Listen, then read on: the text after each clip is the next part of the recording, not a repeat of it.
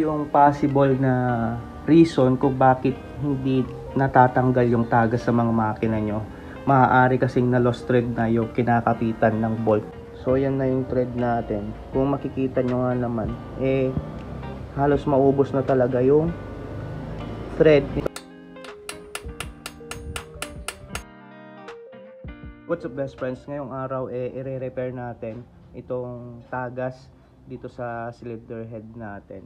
Sa mga nakapanood ng video natin, sa mga previous videos natin, nagpalit nga ako ng ordinary na copper gasket na nabili ko ng 75 pesos. Tapos kinalauna nagkaroon ulit ng tagas. Tapos bumili ako ng genuine part ng Honda na gasket na nabili ko nga rin ng 225 pesos. Pero nung binalik ko nga ito, naikwento ko na yung tornilyo natin dito sa taas, yung bolt natin dito, meron siyang kinain na aluminum. Tapos ayun, nagamit lang siya ng ilang araw. Ito na ulit, nagkaroon na ng tagas yung head natin. Ito yung possible na reason kung bakit hindi natatanggal yung tagas sa mga makina nyo. Maaari kasing na lost thread na yung kinakapitan ng bolt nung cover ng mga cylinder ninyo. Kaya yan yung aayusin natin sa araw na to. May option tayo na pwedeng natanggal yung camshaft natin tapos ipa-machine shop, which is yung ginagawa nila. Nagbi-build up sila dyan ng aluminum, kaya nag-oversize ng tornilyo. Pero ito yung nakita ko online na pwedeng nating gawin. Nung naibalik ko yan, nag-order na ako nito online. Ito yung tinatawag na helicoil insert. 25 pieces yata to. At ito nga pala, nabili ko lang siya ng 289 pesos. Yung insert natin, meron na yung kasamang drill bits, tapping tool, tapos yung pang-install ng helicoil insert natin, at saka braking tool. Ito yung pagtanggal sa parang fastener nitong helicoil natin. So ito, yung size nga pala ay M6. Karamihan kasi ng mga tornilyo na ginagamit sa motor natin, yung size ay M5. So kailangan natin yung M6. So ang gagawin natin ngayon, i-drill natin yung camshaft natin dito sa loob. Mas maganda kung matatanggal nyo yun, tapos drill, tapos maglalagay ng insert. Pero syempre, mas matagal na trabaho yon, kaya yung gagawin ko, dito ko na lang siya papalakin yung butas, tapos lalagyan ng insert. So tanggalin ko muna to.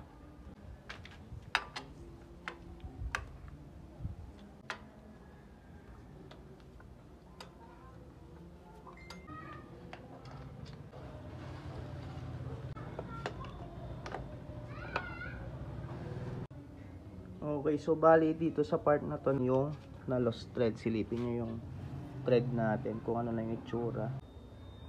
Ayan, so yan na yung thread natin. Kung makikita nyo nga naman, halos maubos na talaga yung thread dito sa may kanan banda.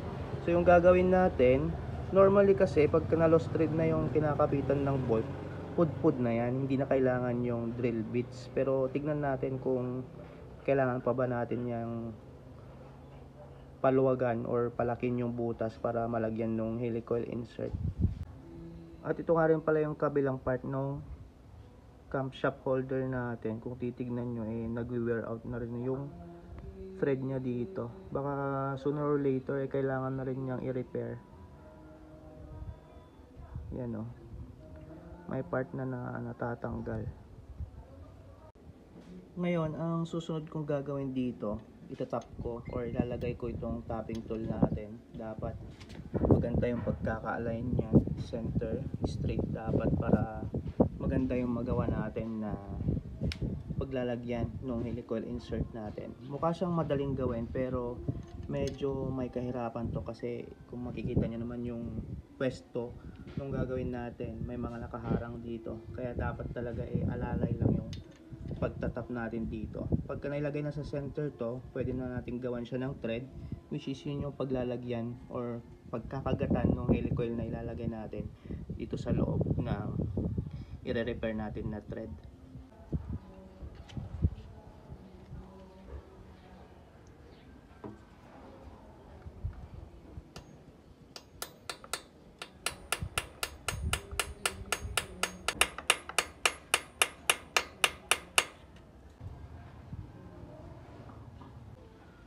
Alright, so pagka nakaset na yung ating tapping tool, pagka sigurado na kayo, pwede na natin siyang iikot para mag-create na siya ng groove dito sa loob. Dahil wala naman tayong tapping wrench yata yung tawag doon, gagamitan ko na lang siya ng long nose para iikot ko ng paunti-unti hanggang sa maabot na yung dulo, magkaroon na siya ng groove para pwede nang lagyan ng ating helicoil insert.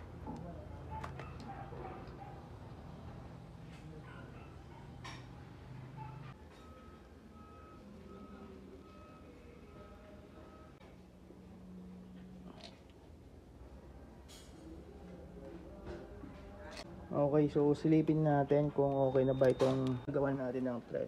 So hindi man siya perfect, pero kung titignan nyo, mukha naman siyang straight ano. Pero nung sinimulan ko kasi ang ikutin, syempre dahil kabila lang yung part na nagpupersa, may tendency talaga siya na parang lumiliko, yung natutumba. So dapat as much as possible malesen natin yung ganun, kasi yun yung pwedeng mag-cause na tumabingi yung magagawa natin na thread dito.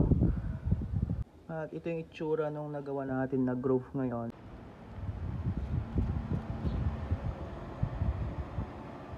Yan. So nakagawa na tayo ng thread dyan sa loob. Ngayon, ito naman yung ilalagay natin na helicoil insert. Yan. So ilalagay natin to dito. At gagamitan natin nitong installer niya. Ito na ano, yung helicoil na ilalagay natin dito sa nagawan natin ng thread. Pero bago yan, ito nga pala yung bolt natin sa ating cylinder cover. So M5 ito, M6 itong helicoil na gagamitin natin. Ayan. So madali lang siyang i-thread, saktong-sakto talaga. At ang kagandahan nito, pagka ginamitan natin ng mga helicoil, pagka hinigpitan ito, parang nag-expand yung helicoil kasi para lang siyang spring na siyang nagbibigay rin ng dagdag friction sa loob ng ginawa natin na thread para mas makapit siya. At isa pa, heat resistant na siya, kaya walang problema na nakalagay siya dito, kasi ito naman talaga yung purpose niya sa mga na lost thread talaga ng mga part ng mga sasakyan. At kung hindi ako sigurado kung anong material yung ginamit dito, pero para siyang bakal kasi matigas na rin siya.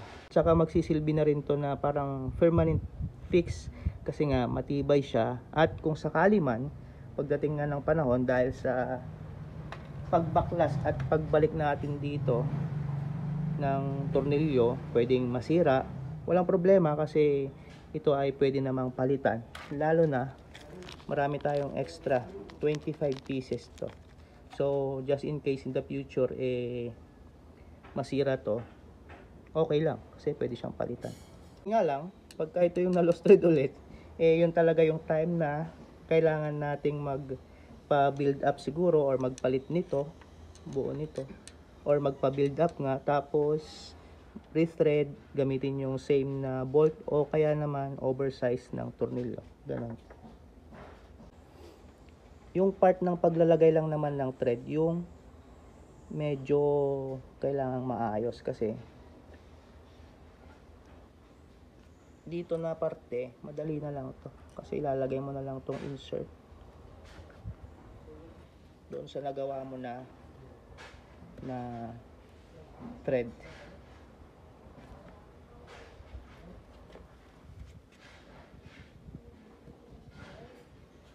Kailan ko lang din to nalaman, at sa dalawang motor na pinabuild ko dati, yung TMX 155, hindi ito na ikwento sa akin. Wala talaga akong idea dito.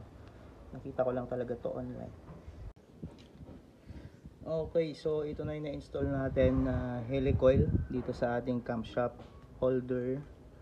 At ito, subukan natin itong bolt ng ating cylinder cover. Ayan. So okay naman yung thread. Kanina tinesting ko na pala to, medyo mas mahigpit siya kumpara ngayon, pero so far okay naman siya. At ito, ang kagandahan lang ng helicoil na to, hindi na natin kailangan ng baklasin itong ating camshaft holder. Hindi na kailangan palitan, magpa-rebuild o kaya magpa-oversize ng tornilyo. Pero pagdating ng araw, kung halimbawa lang sa hindi inaasahang pagkakataon ulit, nasira yung helicoil, nasira din yung ginawan natin ng thread, baka yun yung time na talaga na kailangan ng magpa-rebuild, tapos rethread o kaya oversize ng tornilyo. So ngayon, ilalagay ko na to, ibabalik na natin at i-observe ko pa sa mga susunod na araw kung gumanda ba, kung may improvement ba. Syempre, i-update ko pa rin kayo.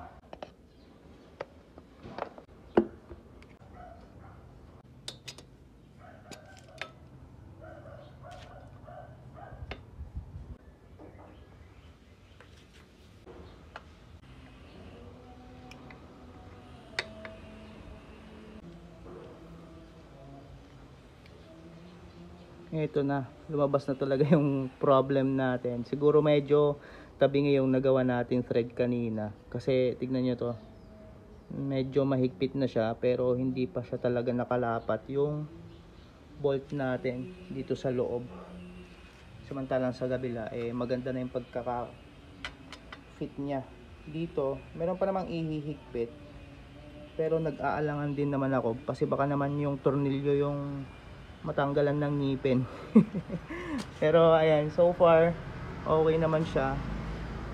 Ito nga lang, hindi siya nakalapat ng maayos. Dito kasi sa kabila fit na fit siya, pero dito hindi ko alam kung nakikita nyo, pero ayan yung itsura niya.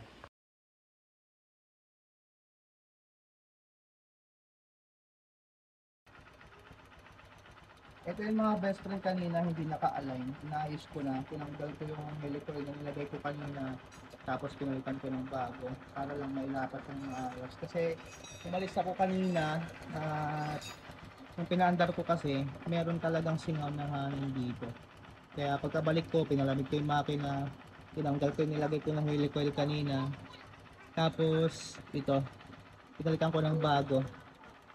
So ngayon, okay na siya, nakalapat na siya ng maayos. Parehas na sila dito sa kabila. Ayun lang, so maraming salamat sa panonood. Until next time, bye bye.